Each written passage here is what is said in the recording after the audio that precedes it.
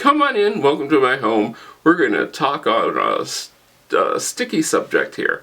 Sticky subject is in the point of anybody who knows me knows that I sleep really, really well. I mean really well. I think the longest I have ever been awake when I went to bed was about 15 minutes. And then I go to sleep and sleep all night. Yeah. A lot of people wonder, how on earth do I possibly do this? You know, is it something that I'm doing? And I will tell you what I do, which leads me up to going to bed at night, and maybe you'll get some ideas that will help you. Now, if you've seen my nightly routine video, you can click the card, or you can check down in the description. It has that video about my nightly routine. I do all of those things where everything is done and all set up for the next day. So what that does is that gets everything off of my mind. I'm not worried about, well, what do I have to do tomorrow? Is everything ready? All of that is set. My to-do list is also set, so I know what I'm going to do tomorrow, so I don't have to worry about that. But then I get into my nightly routine of how do I get ready for bed? Well, the first thing that I do is, I will admit, I watch YouTube quite a bit before I go to bed, but I don't watch it in the normal way. I turn on my night lights. Now, I am using the Whiz lights, and they have a nightlight mode. The nightlight mode is more of a brownish kind of color. The reason I like this kind of color is because it doesn't have blue. You're like, well, what does blue have to do with anything? Alright. Here is the breakdown of this in my version of this. You can find more scientific ways of having this explained to you. But blue light is like daylight. Daylight tells you that you should be awake. Now, if you're one of these people who's gone through your house and put in all daylight light bulbs, like I realistically have, you will find that daylight signals your brain to say, bing, I should be up, I should be awake, I should be ready to go.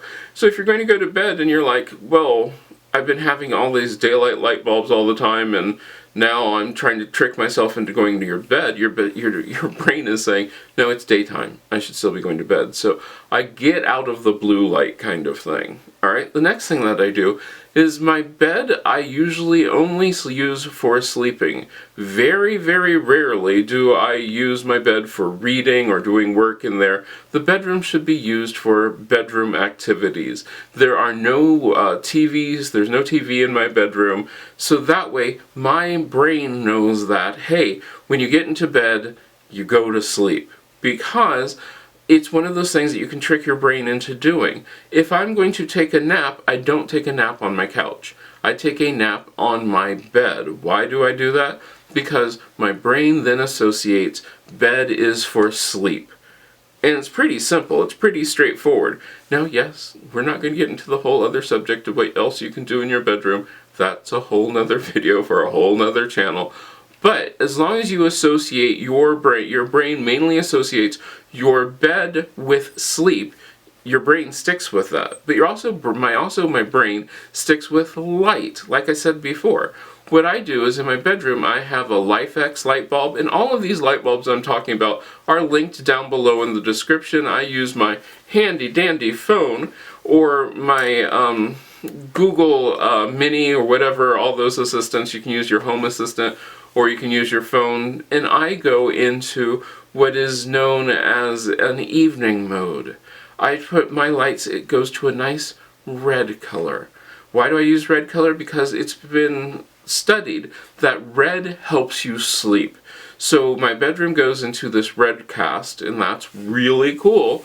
It's wonderful, and then I also set it so that it will fade out. Mine is set for 14 minutes, so over the time span of 14 minutes, that red color will fade out to darkness. Now, I do not sleep in a completely pitch black room. I know, you're supposed to sleep in a completely pitch black room, but I don't. It doesn't bother me at all in any way, shape, or form. There are other things that I also do. What are they? Well, it's simple. One of the things that I do is I turn down my heat.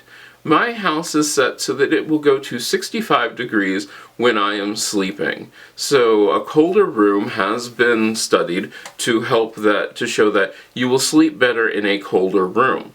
I have a thermostat which is programmed so that at nighttime it will go to 65 degrees. No, I did not get up in the middle of the night so I could get you a picture of it going to 65 degrees because, well, I was asleep. It's what I do. I can go to sleep so quickly and sleep soundly.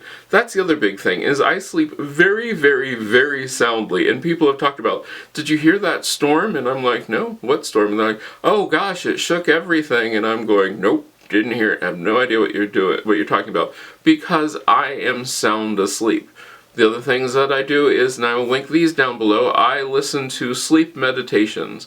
I will link the 2 channels that I listen to, and it just depends upon my mood, what I'm listening to. Some people like to listen to a fan, or white noise, or whatever, and if that helps them to sleep, that's wonderful. I like the sleep meditations, and mine do not go all night. Instead, most of the ones I listen to last about 3 hours. So, I mean, I have a cool room. It's very comfortable. I also get a blanket. I cover myself up so that I am nice and cozy. I feel safe and secure in my room, nice and cozy, and that's one of the other big things. Make sure that you're in a space that you feel safe and secure and cozy, and like it's just a space where you feel so comfortable that once you're in there, you are ready to go to bed. And that's the big thing. You have to be in your room, ready to go to bed, in that moment to go to bed. Now, if I ever get to the point where, I'm thinking about, I should go to sleep now, but then I get in bed and I'm like, no, I'm wide awake. I will get up out of bed and do something. Because laying there in bed, when you're not sleepy, sort of makes it really hard. So yeah, if that ever happens, I have been known to get up and go someplace, like go out into the living room and work on a few things, come into the office and work on a few things, so that I'm never laying in bed, helping my brain to think, well, just laying in bed awake is a good idea. Nope. My brain says, no, once you're in bed, you go to sleep. And it sticks with that. It really does. Now, all of these things are things that I have found work for me. I don't know if these will work for you, but try them. The cooler room, the red lights, the fading to black, the sleep meditations, making sure that your room is nice and cozy. I do prop my head up on a lot of pillows. I know some people don't like that, but I like a lot of pillows when I'm sleeping. I like my head to be propped up. Eventually, I will get one of those beds that, you can raise and lower the head.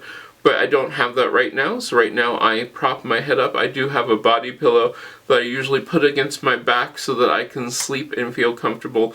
But I make sure that I feel so safe and secure, and it feels so wonderful. My mind is not worrying about what's happening tomorrow. I am all set up for the day, and then I just close my eyes, and within a few minutes, I am asleep. What about you? How do you sleep? Do you sleep well? Do you get all those things done? Let me know down in the comments. I'd love to have more of a discussion on this.